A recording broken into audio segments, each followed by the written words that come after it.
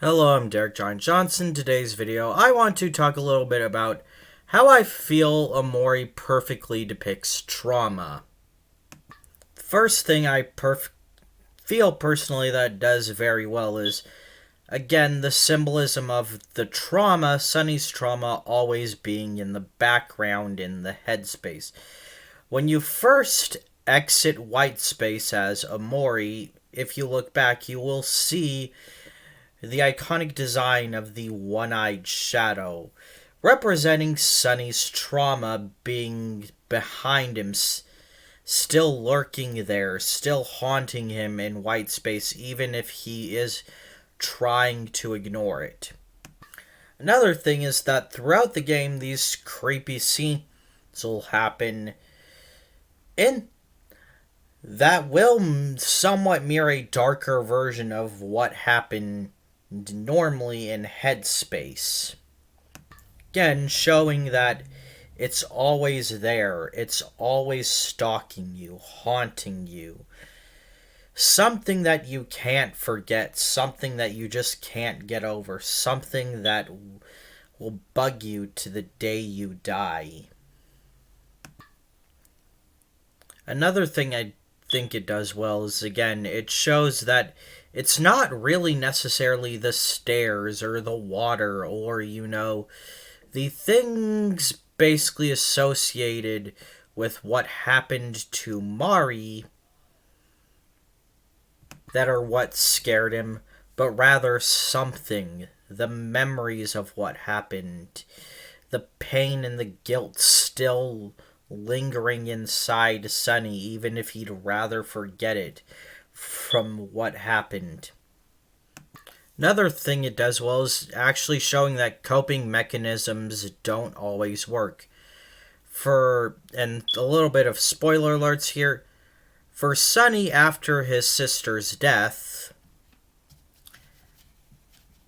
headspace and the calm down skill both became ways of him of coping with his fear and trauma. However, as shown with Dream Basil's disappearance, it doesn't always work. There are times when those coping mechanisms can fail. There are times when the trauma may overpower you. Couple more things I feel it does well is, again, showing trauma responses, particularly with Aubrey and Sunny. Aubrey, after Mari's death, due to a mixture of basically losing someone she looked up to desperately and her friends feeling like she was abandoned by her friends, became angry and pushed everyone away.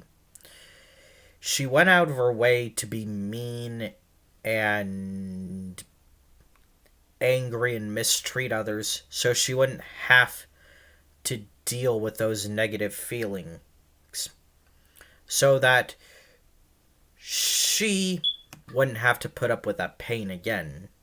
Another thing is Sunny. Sunny creates white space and something in his brain as a way to project his trauma onto an external thing, or a way to escape his trauma. When that doesn't work, he creates headspace, his dream world, where he can basically go to pretend like everything's perfectly fine and nothing ever happened, where he can retreat and live in these memories of when he was actually happy, withdrawing from reality, which are a couple of the admittedly unhealthy ways people can tend to deal with trauma. Last thing is Omori, the final boss fight against Omori. The things Omori says, like, you loved her and you killed her. You can never be forgiven.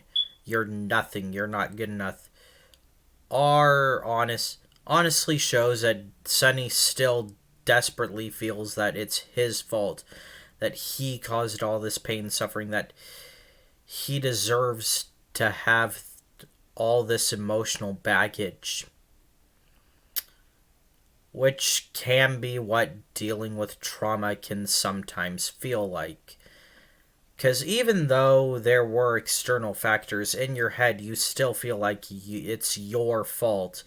Like you did something to deserve it. Like you were bad, and thus this is just your punishment. That was a simplified version of how I feel Omori perfectly handles trauma. Well, that's a very everyday. Bye.